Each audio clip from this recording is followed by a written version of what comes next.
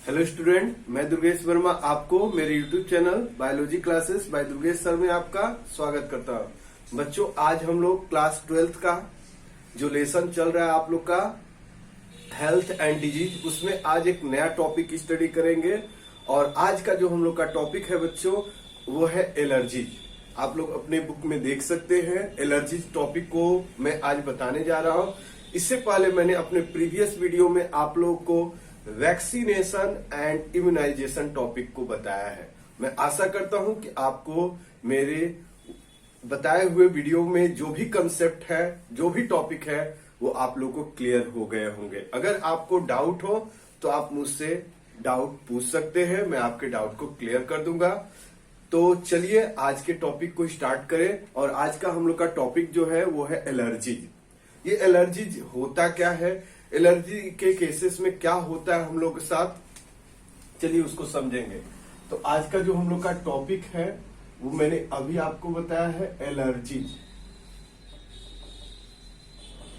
Allergies तो इसको अगर हम समझे तो देखिए, एलर्जी सबको किसी न किसी थिंग से होता है। कुछ लोगों को पर्सन से एलर्जी होता है, ऐसा भी आप देखते हो ना क्लासमेट में, वो क्यों पढ़ने में तेज है, वो क्यों कमजोर है, ऐसी भी एलर्जी होती है। लेकिन उस एलर्जी की बात हमको नहीं करनी है। हमें जो आज एलर्जी की बात करनी है, वो जो हमारे बॉडी के अंदर होता है अचानक, उसके बारे में हमें जानना है कि अचानक हमें क्या हो जाता है कि हमें कफिंग होने लगता है, हमें स्नीजिंग होने लगता है। ये सभी थिंग्स को हमें जानना है, ठीक ना। तो एलर्जीज का मतलब क्या होता है? देखिए, एलर्जी का मतलब होता है कि आप कभी ट्रेवलिंग करते हुए अपने घर से किसी दूसरे प्लेस पर जाते हो, और वहां जाने के बाद आप क्या होता है, अक्सर आप फील करते हो कि आपको अचानक स्नीजिंग होने लगता है, अचानक आपकी आई वाटरी हो जाती है, ठीक ना। ऐसा कंडीशन, आपका रनिंग नोज कंडीशन हो जाता है। तो ये जो सिम्टम्स हो जाते हैं, ये अचानक क्यों होने लगते हैं, और आप फिर उस प्लेस से फिर अपने प्लेस में आ जाते हो, तो वहां देखते हो कि आपको ये पूरे सिम्टम फिर डिसअपीयर्ड हो जाते हैं। तो ऐसा क्यों होता है, या ऐसा होता है तो इसे हम क्या कहते हैं? तो इस कंडीशन को हम लोग एलर्जी बोलते हैं। इस कंडीशन को हम क्या बोलते हैं? एलर्जी। एलर्जी होता क्या है? देखिए, हम सभी पर्सन जो होते हैं, हम किसी न किसी थिंग से, हमारी बॉडी जो होती है वो उस थिंग से उसको थोड़ा सा सेंसिटिविटी बनी होती है। कुछ थिंग से हमारी बॉडी की सेंसिटिविटी बनी होती है, और जब यही सेंसिटिविटी जो होती है हाइपर हो जाती है, तो उसी को हम बोलते हैं एलर्जी। बात मेरी समझ में आ रही होगी। एलर्जीज को एक अनदर नेम भी दिया जाता है, हाइपर सेंसिटिविटी। एलर्जीज का अनदर नेम जो है होता है, वो होता है हाइपर सेंसिटिविटी। और हाइपर सेंसिटिविटी का मतलब क्या होता है कि हम कुछ थिंग्स के लिए, हमारी बॉडी जो होती है वो बहुत ज्यादा सेंसिटिव हो जाती है, तो उस कंडीशन को हम लोग एलर्जी बोलते हैं, ठीक ना। अब कौन से थिंग्स है जिसके लिए ज्यादा एलर्जी का केसेस बनता है? तो होते हैं, आपके बुक में दिए गए हैं, आप लोग देखे भी होंगे, आप लोग आपके बुक में दिया गया है डस्ट, ये भी आपको हो गया। आप लोगों ने समझते हैं, कहीं अचानक देखते हैं कि डस्ट के कारण अचानक आपको कफिंग स्नीजिंग होने लगता है, ऐसा आपने फील किया होगा।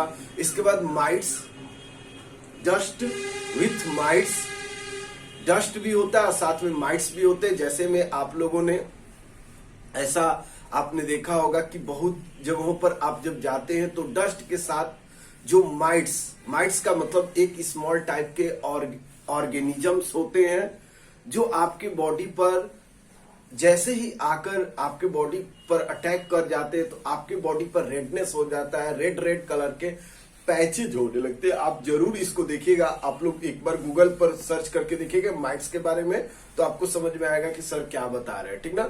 लेकिन आप जानिए कि माइट्स एक टाइप के स्मॉल ऑर्गेनिज्म होते हैं, और जिनके कारण हमारे बॉडी पर क्या होता है, रेड कलर के पैचेज होने लगते हैं। और रेड कलर के पैचेज होने के साथ हमें उस रीजन पर ईचिंग बहुत अधिक होने लगता है। तो यह सिम्टम किसका होता है? एलर्जीज का होता है। तो एलर्जी का मतलब आप समझ गए कि कुछ थिंग्स जो होते हैं जिसके लिए पर्सन की बॉडी जो होती है हाइपर सेंसिटिविटी हो जाती है पर्सन के बॉडी की, और उस हाइपर सेंसिटिविटी को हम लोग एलर्जीज बोलते हैं। यहां तक क्लियर हो गया। इसके बाद आपके बुक में दिया गया डेंडर, डेंडर दिया गया है। डेंडर का मतलब आप लोगों ने देखा होगा, आपको पता होना चाहिए। डेंडर, एनिमल डेंडर्स का मतलब होता है जो आपके एनिमल्स होते, जैसे डॉग्स होते हैं, जैसे नहीं कहते ये खुजली वाला डॉग है, तो खुजली वाला डॉग का मतलब क्या, उसके ऊपर जो डेंड्रफ्स, डेंडर का मतलब होता है डेंड्रफ्स लाइक स्ट्रक्चर, डेंड्रफ्स लाइक स्ट्रक्चर देखते हो, बहुत ज्यादा गंदे दिखते हैं उनके पूरे हेयर्स पर। तो जो उनके हेयर्स पे जैसे डेंड्रफ्स लाइक स्ट्रक्चर के जो एनिमल्स के बॉडी पर जो ये स्ट्रक्चर देखने को मिलते हैं, डेंड्रफ्स लाइक स्ट्रक्चर जो देखने को मिलते हैं, ये डेंडर होते हैं, और ये अक्सर आपके एनिमल्स के हेयर्स में लगे होते हैं। और अगर हम लोग उस हेयर्स को टच करते हैं, अक्सर आप लोग देखते हो कि डॉग्स को बहुत लोग रखते हैं अपने घरों में, और या गांव में भी अक्सर आपने देखा होगा कि बहुत सारे डॉग घूमते रहते हैं। तो अक्सर हम क्या करते रहते हैं, उसकी स्किन पर, उसके बॉडी पर हाथ से रब करते हैं, उसको अच्छे से, मतलब एज हम लोग उसको खिलाते हैं। तो उसके कंडीशन में क्या होता है कि हम हाथों से टच करते हैं, और वो हाथों के टच से वो डेंडर जो होते हैं वो आपके बॉडी पर आते हैं, और आपको उनसे कुछ समय के बाद आपको क्या फील होता है कि आपके बॉडी में एलर्जी होने लगता है, इचिंग होने लगता है। तो यह एलर्जी के एक एजेंट है। इसके अदरवाइज पोलन तो आप सभी लोग जानते हो। तो ये नॉर्मल कंपोनेंट दिए गए हैं, एजेंट दिए गए हैं। एलर्जीज के और भी बहुत सारे एजेंट्स होते हैं जिससे एलर्जी होता है, लेकिन नॉर्मली तो अभी मैंने जो बताया वो आप लोगों ने समझ लिया। जैसे बहुत सारे इंसेक्ट देखते हो ना, कि अचानक आप देखते हो कि किसी एरिया से गुजरते हो या किसी प्लांट के साइड से गुजरते हो, और अचानक उसके टच में आने के बाद आपको बहुत तेजी से इचिंग होने लगता है। बहुत सारे लोगों को केमिकल की एलर्जी होती है, बहुत सारे बच्चों को केमिकल की भी एलर्जी होती है, जैसे अल्कोहल की एलर्जी होती है। जैसे वो अल्कोहल का टच करते हैं ना, उनको इचिंग होने लगता है, और इचिंग होने के साथ स्वेलिंग हो जाता है, और इचिंग और स्वेलिंग होना ये किसका सिम्टम है, एलर्जीज का है। तो हर पर्सन को किसी न किसी थिंग्स की एलर्जी होती है, और कॉमन जो थिंग्स है जो एलर्जी को कॉज करते हैं उनके नाम आपके बुक में दिए गए हैं, जिसके नाम मैंने आपको बताया, माइट्स, डस्ट विथ माइट्स। इसके बाद आपका दूसरा मैंने बताया पोलन, और तीसरा मैंने बताया एनिमल डेंडर। तो ये आप लोग को क्लियर हो गया। तो ये जो एजेंट होते हैं जिनके कारण एलर्जी होता है, उन एजेंट को हम लोग नाम देते हैं एलर्जेन। याद रखिएगा, एलर्जेन।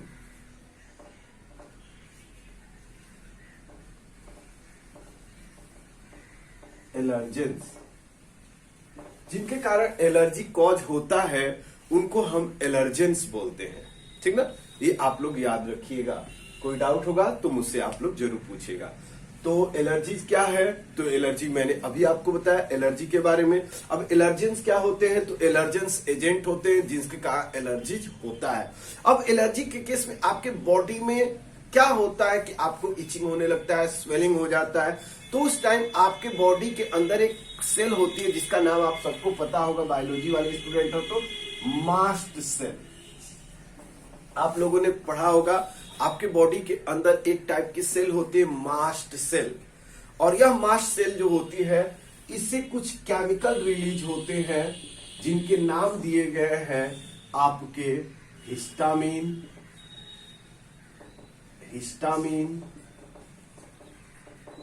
हिस्टामिन, और दूसरा जो होता है सीरोटोनिन। ये दो केमिकल होते हैं, एक होता है आपका हिस्टामिन और दूसरा होता है सीरोटोनिन। और एलर्जी के केस में यही केमिकल जो हिस्टामिन होता है यह बहुत बड़ा जिम्मेदार होता है। इसी हिस्टामिन के कारण इसे वैसोडाइलेटर भी नाम देते हैं, याद रखिएगा, वैसोडाइलेटर भी नाम देते हैं, वैसोडाइलेटर। ये वैसोडाइलेटर जो होते हैं, मतलब ये ब्लड वेसल्स को क्या कर देते हैं, स्वेल कर देते हैं, और जहां पर ब्लड वेसल स्वेल हो जाती है वहां से आपका स्वेलिंग होने लगती है बॉडी में, और वह स्वेलिंग होना, इचिंग होना ही किसका रीजन बनता है? आपका एलर्जी का। ठीक ना? तो मैं आशा करता हूं कि आपको एलर्जी कंसेप्ट क्लियर हो रहा होगा, कोई डाउट नहीं होगा। अब एलर्जी से बचने के लिए हमारे बॉडी में बहुत सारे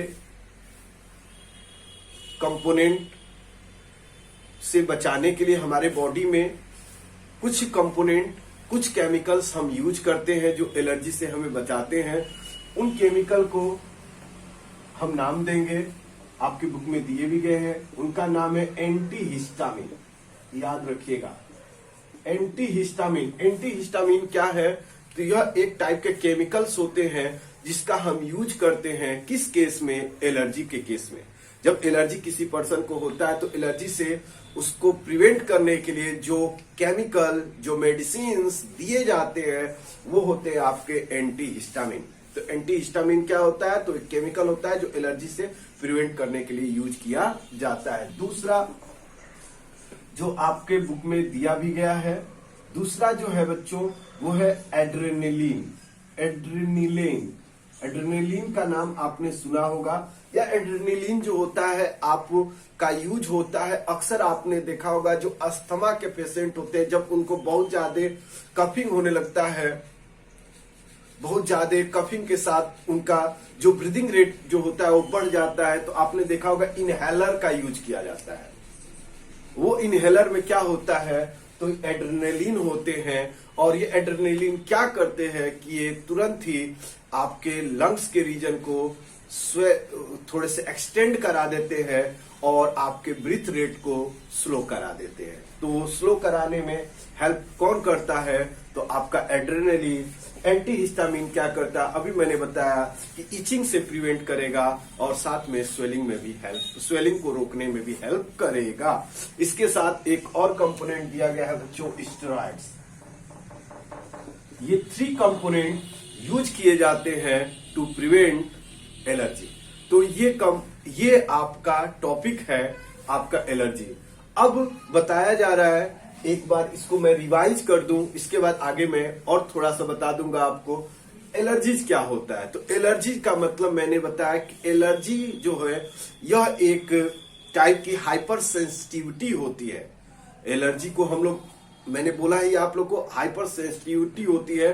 हाइपर सेंसिटिविटी का मतलब होता है कुछ थिंग्स के लिए हमारे जो बॉडी होती है वो बहुत ज्यादा सेंसिटिव होती है, और जब बॉडी अधिक सेंसिटिव होती है तो उन थिंग्स के कारण हमें एलर्जी हो जाता है। जैसे मैंने अभी आप लोग को बताया कुछ थिंग्स का मतलब, जैसे में कुछ एग्जाम्पल थे एलर्जीज के, जैसे आपका माइट विथ डस्ट था, दूसरा मैंने आप लोग को बताया था एनिमल डेंडर था, और तीसरा मैंने बताया था पॉलन। इनके लिए बहुत ज्यादा लोगों में एलर्जी के केसेस बनते हैं। इसके अदरवाइज और भी बहुत सारे केमिकल होते हैं। तो इन सभी केमिकल्स के लिए हमारी बॉडी क्या होती है? बहुत ज्यादा सेंसिटिव होती है। और हाइपर सेंसिटिविटी के केसेस में क्या होता है? तो मैंने अभी आपको बताया था रनिंग नोज, कफिंग, स्नीजिंग, इसके साथ आप लोग का स्नीजिंग, कफिंग, रनिंग नोज, ये सब आपका वाटरी आई, ये सब सिम्टम्स होते हैं, ये सभी कंडीशन होते हैं। ये कब आपके बॉडी में देखने को अक्सर मिलते हैं? तो ये आपको देखने को मिलते हैं जब आपको एलर्जी होता है। और एलर्जी के लिए जो कॉजल एजेंट होते हैं, जिनके कारण एलर्जी कॉज होता है, उनको हम लोग क्या नाम देते हैं? एलर्जेन। एलर्जी के केस में हमारी बॉडी में क्या होता है? तो एलर्जी के केस में जब एलर्जेन हमारे बॉडी के अंदर जाते हैं तो हमारे बॉडी के अंदर जो मास्ट सेल होती है वो 2 केमिकल को रिलीज करती है, हिस्टामिन एंड सीरोटोनिन। और यही केमिकल के कारण आपके बॉडी में स्वेलिंग और इचिंग होने लगता है। और यही इचिंग और स्वेलिंग होना, और छोटे छोटे आप देखते हैं कि पैचेज जैसे स्ट्रक्चर बनने लगते हैं, रैसेस हो जाते हैं, अक्सर रेड रेड होने लगता है। तो यह सब होना एलर्जी का सिम्टम ही, ये भी सिम्टम्स है। ठीक ना? इसके बाद इससे हम प्रिवेंट कैसे करेंगे, कैसे बचेंगे? तो उसके लिए जो केमिकल यूज किए जाते हैं वो है एंटीहिस्टामिन, एड्रेनलिन एंड स्टेरॉइड्स। ये सभी हैं आपके मेडिसिन जो यूज किए जाते हैं ड्यूरिंग एलर्जी। अब इसके बाद बताया गया है कि आज के डे में देख ही रहे हैं कि इतनी तेजी से पॉपुलेशन बढ़ रहा है और हमारी डेली लाइफ जो बहुत तेजी से चेंज हो रही है, यही सब रीजन है एलर्जी होने का। अक्सर लोगों को अचानक देखते हैं कि कफिंग, स्नीजिंग, ऐसा वाटरी आई, रनिंग नोज, ऐसे केसेस अक्सर होते रह रहे हैं। और ऐसा रीजन क्यों ऐसा हो रहा है? क्योंकि हमारी जो डेली लाइफ स्टाइल में चेंजेज आ रहे हैं, हमारे इन्वायरमेंट में जो चेंजेज आ रहे हैं, हमारे सराउंडिंग जो हमारा पॉल्यूशन बढ़ रहा है, ये सभी हमारे किसके रीजन बन रहे हैं? हमारे एलर्जी के। और ये अधिकतर आपको कहां पर देखने को मिलता है? सिटी में, शहरों में अक्सर जो पॉल्यूशन बढ़ रहा है वो एलर्जी का रीजन बनता है। तो मैं आपसे यही रिक्वेस्ट करूंगा कि आप अपने सराउंडिंग को क्लीन रखें, जिससे एलर्जी या अदर डिजीज होने से आप बच सकते हैं। तो मैं आशा करता हूं कि आपको मेरी बातें यहां तक समझ में आ गई होंगी। इसके बाद जो नेक्स्ट टॉपिक हम लोग पढ़ने वाले हैं वो है ऑटो इम्यूनिटी। तो मैं थोड़ा सा ऑटो इम्यूनिटी के बारे में आप लोग को बता दूं, ऑटो इम्यूनिटी क्या होता है।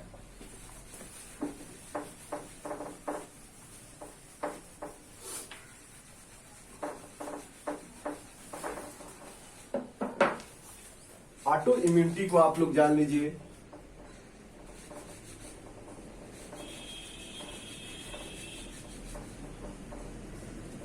ऑटो इम्यूनिटी को नॉर्मली हम इस तरीके से बता सकते हैं। जैसे आप लोग, इम्यूनिटी का मतलब क्या होता है? इम्यूनिटी आपके बॉडी का एक पावर है जो आपकी बॉडी को प्रिवेंट करता है जब कोई पैथोजन आपके बॉडी में इंटर करते हैं। और ऑटो इम्यूनिटी क्या है? तो आपके खुद के बॉडी का जो इम्यून सिस्टम आपके खुद के बॉडी के पार्ट्स को अगर डैमेज करने लगे, उनको डिस्ट्रॉय करने लगे, उनको डैमेज करने लगे, तो उस टाइप की जो इम्यूनिटी होती है उसका नाम है बेटा ऑटो इम्यूनिटी। और ऐसा केसेस जो होता है, इसका एक एग्जाम्पल है रिमेटॉइड आर्थराइटिस। आपके बुक में दिया गया है रिमेटॉइड आर्थराइटिस जो है वो किसका सिम्टम है? Auto immunity. और ये आपके बोर्ड एग्जाम में आया था, याद रखिएगा कि ये आपके बोर्ड एग्जाम में आया। तो मैं आशा करता हूं कि आपको ऑटो इम्यूनिटी समझ में आ रहा होगा। ऑटो इम्यूनिटी का मतलब है जब हमारे खुद का इम्यून सिस्टम अपने ही सेल्फ के सेल को नहीं आइडेंटिफाई करके, न पहचान कर उनको भी डैमेज करने लगता है, तो इस टाइप की जो इम्यूनिटी होती है उसको हम नाम देते हैं ऑटो इम्यूनिटी। तो इस कंसेप्ट को आगे और डिटेल भी जानेंगे, बताऊंगा अगले वीडियो में। तो मैं आशा करता हूं आपको समझ में आ गया। Okay, thank you.